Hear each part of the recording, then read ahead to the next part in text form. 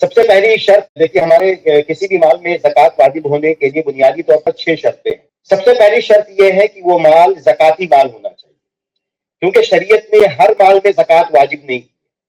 شریعت نے کچھ مخصوص مالوں میں زکوٰۃ واجب کی ہے۔ وہ مخصوص مال کیا ہے؟ انشاءاللہ سلسلی آپ کے سامنے ذکر کرتا ہوں۔ ایک پہلا مال یہ مویشی کہ بہیمۃ الانعام، شریعت نے کچھ جانوروں پر جو چوپائے ہوتے ہیں ان پر زکوٰۃ واجب کی ہے، جیسے اونٹ، اونٹنی وغیرہ۔ اسی طرح جو ہے گائے اور بیل، اور اس میں جو ہے بھینس اور بھینسے کو بھی شامل کیا جاتا ہے۔ اور اسی طرح تیسری چیز جو ہے وہ بکری، بکرا، دمبے، بھیڑ، بکری، تمام چیزیں جو اس کے جن سے آتی ہیں ان تمام چیزوں کو شامل کیا جاتا ہے۔ وہ 3 طرح کی گویا کی چیزیں ہیں، مویشی ہیں، چوپائے ہیں جن میں زکوٰۃ واجب ہوتی ہے، باقی اور جانوروں میں زکوٰۃ واجب نہیں۔ مثال کے طور پر گدھے میں زکوٰۃ واجب نہیں ہے، مثال کے طور پر گھوڑے میں زکوٰۃ واجب نہیں ہے، یا کوئی بھی جانور ہو اس میں زکوٰۃ واجب نہیں ہے۔ ہاں، اگر انسان کسی جانور کو اپنے پاس سامان تجارت کے طور پر رکھتا ہے کہ اس کی تجارت کرے گا تو اس جانور پر زکوٰۃ واجب ہوگی، ورنہ اصلاً اس چیز پر زکوٰۃ واجب نہیں ہے۔ تو ایک چیز یہ ہوتی ہے۔ دوسری چیز ہے اناج اور پھل، مخصوص جو ہے اناج اس پر شریعت نے زکوٰۃ واجب کی ہے، انشاءاللہ تفصیل بعد میں آئے گی۔ اسی طرح کچھ پھل ہیں جس پر شریعت نے زکوٰۃ واجب کی ہے، تو یہ دوسری چیز ہوگی۔ تیسری چیز جس میں ہم 3 چیزوں کو شامل کرتے ہیں، سونے پر زکوٰۃ واجب ہوتی ہے، چاندی پر زکوٰۃ واجب ہوتی ہے، اسی طرح کرنسی پر، جو ہماری موجودہ کرنسی ہے اس پر زکوٰۃ واجب ہوتی ہے۔ چوتھی چیز جس پر زکوٰۃ واجب ہوتی ہے مال تجارت، کوئی بھی تجارتی مال ہے جس کو ہم بیچتے ہیں، اس کی ہم تجارت کرتے ہیں تو اس مال پر زکوٰۃ واجب ہوگی۔ پانچویں چیز دفینہ، جس کو رکاز کہا گیا، دفینہ یعنی انسان کو کوئی پرانا خزانہ کہیں سے ملتا ہے تو اس کو بھی زکوٰۃ کے مفہوم میں شامل کیا جاتا ہے کہ اس میں سے بھی آپ کو زکوٰۃ نکالنی ہے، اگرچہ اس کے اور زکوٰۃ کے احکامات بہت مختلف ہیں، اور دفینے میں صرف آپ کو 20% نکال کے ایک بارگی ایک دفعہ دے دینا ہے، بس اس کے بعد اس کا معاملہ ختم ہو جاتا ہے۔ اور کتنا بھی دفینہ ہو اس کی مطلب کوئی اس کا کوئی نصاب نہیں ہے، اس کے لیے کوئی سال کی شرط نہیں ہے۔ بہرحال آگے بات کریں گے تھوڑی سی۔ چھٹی چیز جس میں زکوٰۃ واجب ہوتی ہے معدنیات، منرلز جو بھی نکلتے ہیں، لوہا ہے، تانبا ہے، پیتل ہے، جو بھی چیزیں نکلتی ہیں اس میں بھی جو شریعت نے زکوٰۃ واجب کی ہے۔ تو تقریباً یہ 6 طرح کی چیزیں ہیں، اس میں بعض چیزوں کو ایک ساتھ جوڑ دیا گیا ہے، لیکن یہ 6 طرح کی چیزیں ہیں جس میں زکوٰۃ واجب ہوتی ہے۔ تو ایک بنیادی شرط یہ ہے کہ زکوٰۃ اسی مال پر واجب ہوگی جو زکاتی مال ہے۔ اب جیسے مثال کے طور پر شریعت نے جس چیز کو زکاتی مال نہیں رکھا ہے، جیسے ہیرا ہے یا جتنے بھی قیمتی پتھر ہیں، وہ شریعت کی نگاہ میں زکاتی مال نہیں ہے، تو وہ کتنی بھی قیمت کے ہمارے پاس ہیرا ہے، مثال کے طور پر 50 لاکھ کا بھی ہیرا ہے، 1 کروڑ کا بھی ہیرا ہے، جیسے ہم استعمال کر رہے ہیں یا رکھے ہوئے ایسے، تو اس پر کوئی زکوٰۃ نہیں۔ کوئی بھی قیمتی پتھر ہے، اس کی ہم تجارت نہیں کرتے ہیں، اپنے پاس رکھے ہوئے ہیں، تو اس پر کوئی زکوٰۃ نہیں ہے۔ اسی طرح جیسے ایک اہم چیز مثال کہ جیسے زمین ہے، زمین اصل زکاتی مال نہیں ہے، کوئی بھی زمین جو ہے وہ زکاتی مال نہیں ہے، الا یہ کہ وہ تجارت کے لیے استعمال ہو۔ تو اصل کیا ہے کہ انسان زمیندار ہے، اس کے پاس پشتینی زمینیں ہیں، جیسے 100 ایکڑ ہو جائے، 50 ایکڑ ہو جائے، کتنی بھی ایکڑ زمینیں ہیں، اس زمینوں پر کوئی زکوٰۃ واجب نہیں ہے، الا یہ کہ اس پہ وہ کھیتی کرے گا تو ایک الگ بات ہے، یا اس کو تجارت یعنی خرید و فروخت زمین کی کرے گا، وہ پراپرٹی ڈیلنگ کرے گا تو مسئلہ الگ ہے، اس پر زکوٰۃ واجب ہے مال تجارت ہونے کے حیثیت سے۔ پہلی شرط یہ تھی۔ دوسری شرط کسی بھی مال میں زکوٰۃ واجب ہونے کے لیے کیا ہے کہ اس مال کا انسان جو ہے مکمل مالک ہو، ملک تام حاصل ہو۔ اگر کوئی ایسا مال ہے جو کسی نہ کسی اعتبار سے اس کی طرف منسوب ہے لیکن حقیقت میں وہ پوری طرح اس مال کا مالک نہیں ہے تو اس کی زکوٰۃ اس پر نہیں ہے۔ مثال کے طور پر بہت ساری مثالیں دی جا سکتی ہیں، جیسے مثال کے طور پر کوئی مال میرا تھا، کسی نے چوری کر لیا، کسی نے چھین لیا، کسی کو میں نے قرضہ دیا، اس کے بعد اس نے قرضہ لینے کا انکار کر دیا، یا قلاش ہے وہ قرضہ ادا کرنے کی طاقت نہیں رکھتا ہے، یا سالوں سے وہ ٹال مٹول کر رہا ہے، تو گویا کہ اگرچہ اس مال کی نسبت کسی نہ کسی انداز میں میری طرف ہے لیکن وہ مال میرا نہیں ہے، ملکیت تام حاصل نہیں ہے، مکمل تصرف یعنی اس کو جو ہے اس کو میں خرچ نہیں کر سکتا، اپنے اعتبار سے استعمال نہیں کر سکتا، تو اس مال پر کوئی زکوٰۃ نہیں ہے۔ کسی بھی مال پر زکوٰۃ واجب ہونے کے لیے دوسری شرط کیا ہے کہ ملکیت تام حاصل ہو۔ تیسری شرط یہ ہے کہ وہ ایک فرد کی یا چند افراد کی مخصوص ملکیت ہو۔ اگر وہ قومی ملکیت ہے، ملی ملکیت ہے، اجتماعی ملکیت ہے تو اس پر کوئی زکوٰۃ نہیں ہے۔ یعنی مثال کے طور پر حکومت کا بیت المال ہے، ٹریزری ہے، تو اس پر کوئی زکوٰۃ نہیں ہے۔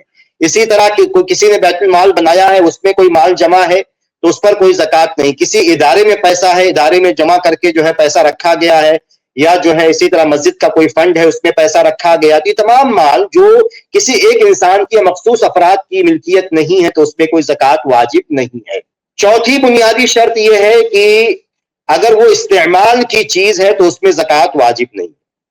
انسان کے جو بھی استعمال کی چیز ہے، چاہے اس کا رہائشی یا ذاتی استعمال ہو یا اس کا تجارتی یا جو ہے کاروباری یا صنعتی استعمال ہو، اس میں زکوٰۃ نہیں ہے۔ مثال کے طور پر رہائشی یا ذاتی استعمال، کیا میرے پاس گھر ہے، وہ گھر فلیٹ ہے، کوئی مکان ہے، کوئی بھی چیز ہو سکتی ہے، وہ لاکھوں کا ہو سکتا ہے، کروڑوں کا ہو سکتا ہے، اس میں کوئی زکوٰۃ نہیں ہے۔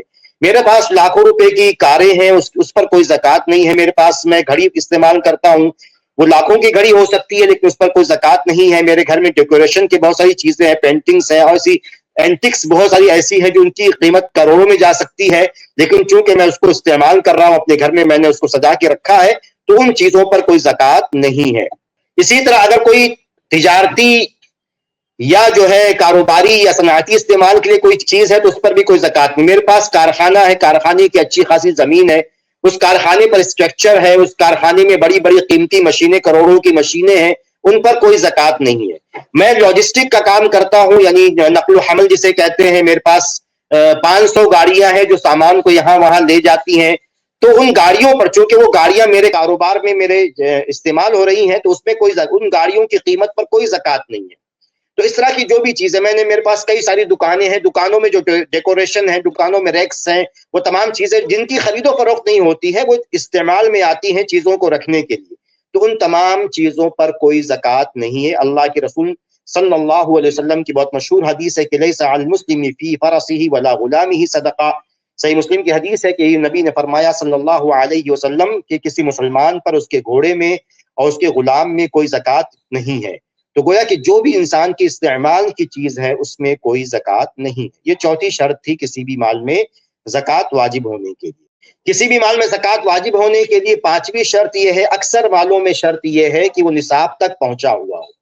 شریعت نے کسی بھی مال پر، جن مالوں پر زکوٰۃ واجب کی ہے، اس کی ایک مقدار متعین کی ہے کہ مال اس مقدار کو پہنچے گا جسے ہم کہتے ہیں عام طور پر نصاب، کہ ایک خاص مقدار کو مال پہنچے گا، اسی صورت میں اس پہ زکوٰۃ واجب ہوگی۔ اگر اس نصاب سے کم ہے تو اس پر کوئی زکوٰۃ واجب نہیں ہوگی۔ اس کا جو ہے نصاب کیا، انشاءاللہ آگے تفصیل سے بات آئے گی۔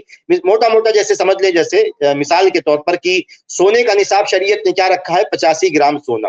85 گرام سونا ہے تو زکوٰۃ واجب ہوگی، اس سے کم ہے خالص 85 گرام سونا، خالص 85 گرام سونا ہے تو اس پر زکوٰۃ واجب ہوگی، اگر اس سے کم ہے تو اس پر زکوٰۃ واجب نہیں ہوگی۔ شریعت نے چاندی کا نصاب رکھا ہے 595 گرام چاندی، اگر 595 گرام چاندی ہے تو اس پر زکوٰۃ واجب ہوگی، ورنہ زکوٰۃ واجب نہیں ہوگی۔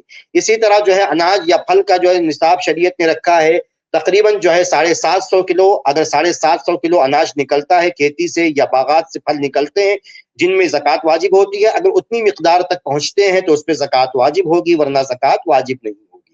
تو اکثر چیزوں میں نصاب کی شرط ہے، ہاں البتہ جو رکاز ہے، یعنی جو دفینہ ہم نے بات کی تھی، اس میں کسی جو ہے نصاب کی شرط نہیں ہے، جتنا بھی دفینہ ملے گا اس کا جو ہے 20% جو ہے 5واں حصہ یا 20% اس کا زکوٰۃ میں نکال دیا جائے گا، اس کے لیے جو ہے کسی نصاب کی شرط نہیں ہے۔ لیکن اکثر مالوں میں جن میں زکوٰۃ واجب ہوتی ہے، شریعت نے ایک مقدار متعین کی ہے جسے ہم نصاب کہتے ہیں، یہ 5ویں شرط ہماری تھی۔ کسی بھی مال میں زکوٰۃ واجب ہونے کے لیے چھٹی اور آخری شرط یہ ہے کہ اس مال پر نصاب مکمل ہونے کے بعد، اس مال پر نصاب مکمل ہونے کے بعد 1 سال گزر جائے۔ آپ کے پاس 85 گرام سونا ہے تو اس پر 85 گرام سونا آج ہوا ہے، اس پر جب 1 سال گزر جائے گا تب آپ پر زکوٰۃ واجب ہوگی۔ اسی طرح 595 گرام چاندی کا نصاب ہے، اس پر 595 گرام چاندی ہونے کے بعد اس پر 1 سال گزر جائے گا تو زکوٰۃ واجب ہوگی۔ اور اس میں جو ہے یہ بھی ذہن میں رکھیے، کیونکہ آگے ہم اس پر بات نہیں کریں گے، وقت کم ہے، تو کہ اگر مثال کے طور پر جو ہم سال کی شرط لگا رہے ہیں، کسی مال پر اگر سال گزرنے کی شرط شریعت نے رکھی ہے اور 8 مہینے کے بعد، 8 مہینہ گزرنے کے بعد اس مال کے نصاب میں سے کچھ کمی واقع ہوتی ہے، 85 گرام سونا جو ہے شریعت نے نصاب رکھا ہے لیکن وہ 8 مہینے تک 85 یا 90 گرام، مثال کے طور پر 90 گرام رہتا ہے، اور 8 مہینہ گزرنے کے بعد وہ 80 گرام ہو جاتا ہے، کسی ضرورت سے ہم نے اس کو بیچ دیا، کہیں خرچ ہو گیا، 80 گرام سونا ہو گیا، تو گویا کہ اس کا نصاب بھی ختم ہو گیا، سال بھی ٹوٹ گیا۔ اب جب دوبارہ 85 گرام سونا ہمارے پاس پہنچے گا تو دوبارہ سال شروع کیا جائے گا، جو پرانا سال تھا وہ نل ہو گیا، وہ ختم ہو گیا، اس کا کوئی اعتبار نہیں ہے۔ تو اکثر مالوں میں جو ہے وہ سال کی جو ہے شرط ہے، البتہ جیسے مثال کے طور پر اناج اور پھل میں سال کی شرط نہیں ہے، انشاءاللہ آگے دوبارہ بات کریں گے، لیکن اناج اور پھل میں سال کی شرط نہیں۔ یہ 6 شرطیں تھیں کسی بھی مال میں زکوٰۃ واجب ہونے کے لیے، کہ وہ زکاتی مال ہو، وہ ملک تام اس پر حاصل ہو، انفرادی ملکیت ہو، وہ نصاب تک پہنچتا ہو، اس پر ایک سال جو ہے وہ ایک سال گزرتا ہو، اور اسی طرح بنیادی ضرورت سے زائد چیز ہو، یعنی استعمال کی چیز نہ ہو۔ یہ 6 شرطیں ہیں کسی بھی مال میں زکوٰۃ واجب ہونے کے لیے۔ اب دوسرا نقطہ ہماری گفتگو میں یہ ہے کہ کن لوگوں پر زکوٰۃ واجب ہے۔ مختصر سی بات ہے انشاءاللہ، کن لوگوں پر زکوٰۃ واجب ہے۔ زکوٰۃ واجب ہونے کے لیے جو ہے 2 شرطیں اہم ہیں۔ ایک شرط یہ ہے کہ انسان مسلمان ہوگا تبھی زکوٰۃ واجب ہوگی، اگر وہ غیر مسلم ہے تو اس پر زکوٰۃ واجب نہیں ہوگی۔ اگر وہ غیر مسلم زکوٰۃ ادا بھی کرے گا تو قبول نہیں کی جائے گی۔ ہاں، یہ الگ بات ہے کہ فروع کے جو بھی شریعت کے احکام ہیں، شریعت کے جو بھی احکامات ہیں، غیر مسلم حضرات بھی اس کے مخاطب ہیں، یعنی ان سے مطلوب ہے کہ وہ نماز پڑھیں، ان سے مطلوب ہے کہ زکوٰۃ ادا کریں، لیکن وہ شرط یہ ہے ان کے نماز کے صحیح ہونے کے لیے، زکوٰۃ کے صحیح ہونے کے لیے، قبول ہونے کے لیے پہلے وہ ایمان لائیں۔ لیکن قیامت کے دن جو ہے چونکہ وہ مخاطب ہے، اس لیے قیامت کے دن ان کو نماز نہ پڑھنے پر سزا دی جائے گی، ان کو زکوٰۃ ادا نہ کرنے پر سزا دی جائے گی۔ بہرحال پہلی شرط ہماری یہ تھی کسی بھی انسان پر زکوٰۃ واجب ہونے کے لیے کہ مسلمان ہو۔ دوسری شرط یہ ہے کہ وہ آزاد ہو۔ آج بہت زیادہ جو ہے اس کا تعلق جو ہے نہیں ہے ہماری سماج سے، ہمارے وقت سے، لیکن شرط یہ ہے شریعت کی کہ آزاد ہو، کیونکہ اگر غلام ہے تو غلام کی اپنی کوئی ملکیت نہیں ہوتی، غلام کا جو بھی مال ہوتا ہے اس کے مالک کا ہوتا ہے، اس لیے غلام کے مال میں کوئی زکوٰۃ نہیں ہوگی۔ تیسری اور چوتھی شرط جو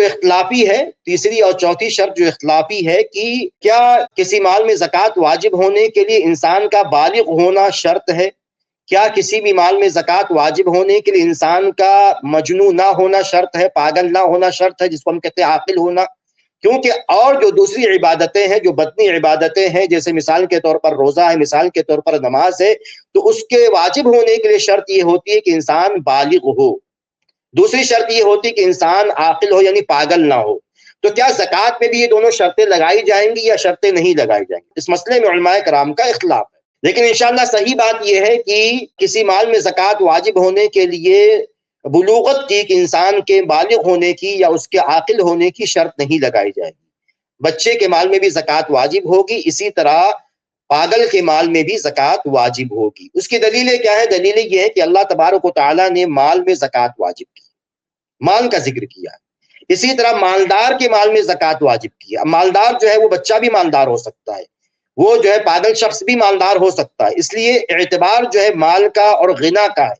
اسی طرح تیسری دلیل یہ بھی علماء کرام یہ دیتے ہیں، کیونکہ مسئلہ اختلافی سے تھوڑا سا ذکر کر رہا ہوں، تو علماء کرام تیسری دلیل یہ دیتے ہیں کہ اگر انسان، کوئی بچہ یا کوئی پاگل جس کے پاس مال ہے، اگر وہ کسی کا نقصان کرتا ہے، کسی کے کار کا، کسی کے گھر کا، کسی کی پراپرٹی کا نقصان کرتا ہے، تو اس پر اتفاق علماء کرام کا کہ اس کے مال سے، بچے کے مال سے اور پاگل کے مال سے اس نقصان کی بھرپائی کی جائے گی۔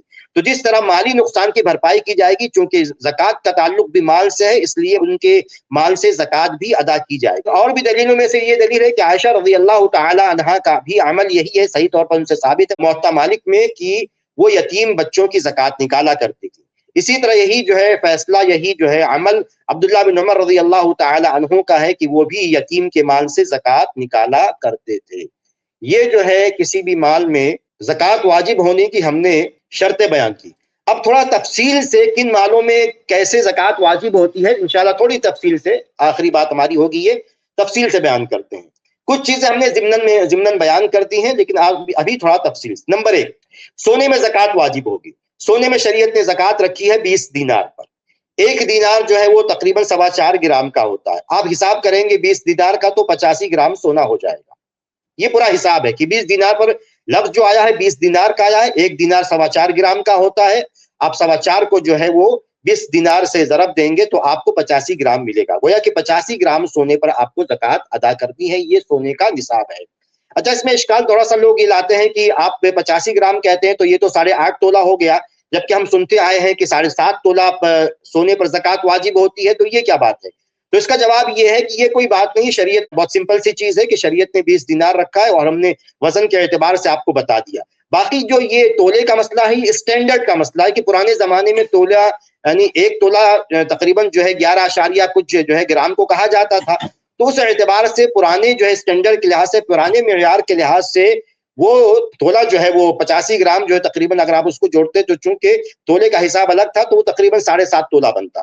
لیکن ابھی جو اسٹینڈرڈ ہمارے پاس ہے کہ 10 گرام کا ایک تولہ ہوتا تو اس اعتبار سے وہ 85 گرام جو ہے وہ 8.5 تولہ بنتا ہے. تو صرف فرق جو ہے اسٹینڈرڈ کا ہے کہ پہلے تولہ کتنے گرام کو مانا جاتا تھا، آج کتنے گرام کو مانا جاتا ہے. اس لیے انشاءاللہ کوئی اشکال نہیں ہے. اب سونے پر زکوٰۃ کتنی نکالنی ہے؟ آپ کو 2.5% زکوٰۃ نکالنی ہے، جس کو 2.5% کہتے ہیں، 40واں حصہ کہتے ہیں، آدھا دینار کہتے ہیں، آدھا دینار کہیے یا 40واں حصہ کہیے، 2.5% کہیے. 100 میں سے گویا کہ اگر جو قیمت کا اعتبار کریں تو گویا کہ 100 روپے میں سے آپ کو 2.5 روپیہ نکالنا ہے. یہ سونے کا پورا حساب و کتاب ہے. اس کے بعد چاندی پہ آتے ہیں. چاندی میں شریعت نے زکوٰۃ 200 درہم پہ رکھی ہے، اور ایک درہم جو ہے 2.975 گرام ہوتا ہے. ایک درہم 2.975 گرام ہوتا ہے. 595 گرام چاندی پر گویا کہ زکوٰۃ رکھی ہے. اس میں بھی آپ کو 2.5% نکالنا ہے، جس کو 2.5% کہتے ہیں، 40واں حصہ کہتے ہیں یا 5 درہم کہتے ہیں، بات ایک ہی ہوئی. آپ کو 2.5% اس میں سے نکالنا ہے. تیسری چیز ہے کرنسی. کرنسی نبی کے زمانے میں کرنسی نہیں تھی. نبی کے زمانے کی کرنسی جو ہے درہم اور دینار ہوا کرتے تھے، جو سونا چاندی ہوا کرتے تھے. آج جو ہے کرنسی ہمارے زمانے میں نوٹ کی شکل میں ہے یا سکوں کی شکل میں ہے. اب علماء کرام کا اس پر اتفاق، معاصرین یعنی آج کے زمانے کے علماء کرام کا اجماع ہے اس بات پر کہ تمام معاملات میں کرنسی کو سونے چاندی پر جو ہے قیاس کیا جائے گا. چاہے وہ سود کا مسئلہ ہو، چاہے وہ زکوٰۃ کا مسئلہ ہو، یا کوئی بھی جو قرض کا مسئلہ ہو، کوئی بھی مسئلہ ہو، تمام معاملات میں کرنسی کو سونے چاندی پر قیاس کیا جائے گا. اس کے اعتبار سے زکوٰۃ نکالی جائے گی. اختلاف صرف اس بات پر ہے کہ کرنسی میں زکوٰۃ کے لیے سونے کو معیار مانا جائے گا یا چاندی کو معیار مانا جائے گا. بعض علماء کرام کہتے ہیں کہ بلکہ علماء کرام کی اکثریت یہ کہتی ہے کہ وہ چاندی کو معیار مانا جائے گا، کیونکہ چاندی سے ادا کرنے میں احتیاط ہے، اس میں غریبوں کا زیادہ فائدہ ہے، اس لیے اس کو معیار مانا جائے گا. بعض علماء کرام یہ کہتے ہیں کہ نہیں، سونے کو معیار مانا جائے گا، کیونکہ سونے نے اپنی ویلیو کو باقی رکھا ہے. کیونکہ نبی کے زمانے میں 200 درہم چاندی اور 20 دینار سونا دونوں ویلیو برابر ہوا کرتی تھی تقریباً. تو گویا کہ جو ہے سونے نے اپنے ویلیو کو باقی رکھا ہے، اور اس کی تائید اس بات سے کرتے ہیں بہت واضح انداز میں کہ اگر آپ کو 5 اونٹ خریدنا ہو، آپ کو 40 بکری خریدنا ہو، آپ کو 30 گائے خریدنا ہو، تو آپ جو ہے 85 گرام سونے سے خرید سکتے ہیں، لیکن آپ 595 گرام چاندی سے نہیں خرید سکتے. گویا کہ سونے نے اپنے ویلیو کو باقی رکھا تو اسی کا اعتبار ہونا چاہیے. بہرحال احتیاط کا پہلو یہ ہے کہ چاندی کو معیار بنایا جائے. تو اگر کرنسی کسی کے پاس 595 گرام قیمت کے برابر ہوتی ہے اور اس پر ایک سال گزر جاتا، جو ہم نے شرطیں بیان کی، ایک سال اس پر گزر جاتا ہے، ایسی صورت میں اس پر جو ہے زکوٰۃ واجب ہوگی 2.5% کے لحاظ سے. 2.5% کے لحاظ سے کرنسی پر زکوٰۃ واجب ہوگی. اس کے بعد آتے ہیں چوتھی چیز ہمارے پاس ہے مال تجارت. مال تجارت پر دلیلوں کا وقت نہیں ہے، لیکن مال تجارت کے وجوب کے لیے بہت ساری دلیلیں ہیں. اس میں قرآن کی دلیل بھی موجود ہے کہ اللہ تعالیٰ نے کہا کہ جو بھی کماتے اس میں پاکیزہ جو کماتے اس میں سے اللہ تعالیٰ کی راہ میں خرچ کرو. اس سے علماء کرام نے استدلال کیا. اسی طرح عمر رضی اللہ تعالیٰ عنہ کا فتویٰ بھی ہے، عبداللہ بن عمر رضی اللہ تعالیٰ عنہ کا بھی فتویٰ موجود ہے. ائمہ اربعہ کا اتفاق ہے کہ مال تجارت میں زکوٰۃ ہے. اب اس میں بھی وہی بات آئی کہ جو ہم نے کرنسی کی بات کی تھی کہ اس کا اعتبار مال تجارت سے کپڑا ہے.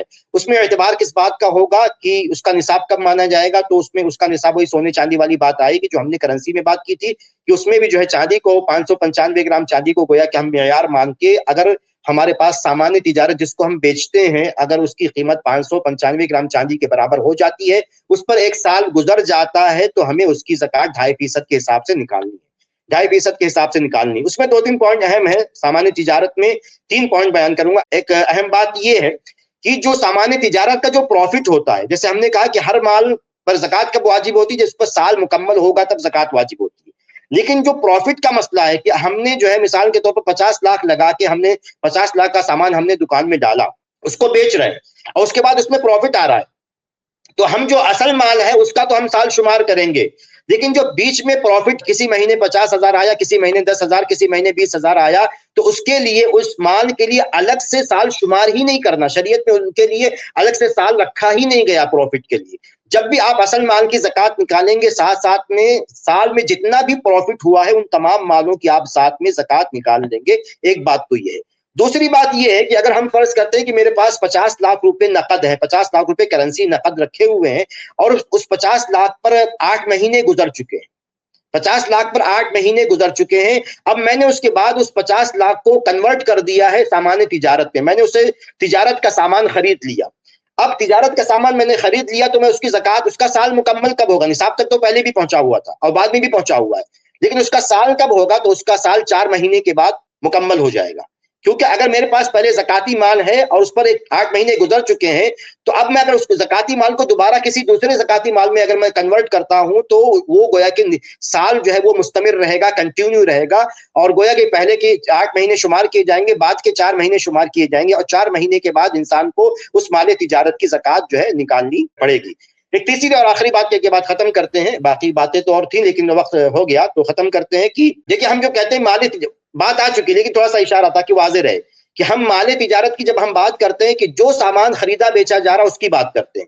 اب اگر میرے پاس کوئی جو ہے کارخانہ ہے اور میں کوئی چیز بناتا ہوں تو ایسی صورت میں کیا ہے، جو میرے پاس کچا مال آئے گا، جو بھی کچا مال آئے گا، مثال کے طور پر کپڑا میں تیار کرتا ہوں تو جو دھاگے میرے پاس آئیں گے تو دھاگوں پر بھی جو کچا مال اس کی مالیت پر بھی زکات ہوگی، اور اس کے بعد جو میں چیزیں تیار کرتا ہوں، جو کپڑا تیار کرتا ہوں، اگر تیار شدہ کپڑے میرے پاس ہیں تو اس پر بھی زکات ہوگی، یعنی کچے مال پر بھی زکات ہوگی اور تیار شدہ مال دونوں پر زکات ہوگی۔ ایک آخری بات اسی کی وضاحت کے لیے کہ ہاں باقی اور جو چیزیں ہیں اس کے علاوہ جو بھی کارخانے میں جو مشینیں اور تمام چیزیں، کسی دکان پر دو کپڑے کے علاوہ جو کچھ چیزیں اس پر زکات نہیں ہے، صرف جو چیز بیچی جا رہی ہے اس پر زکات۔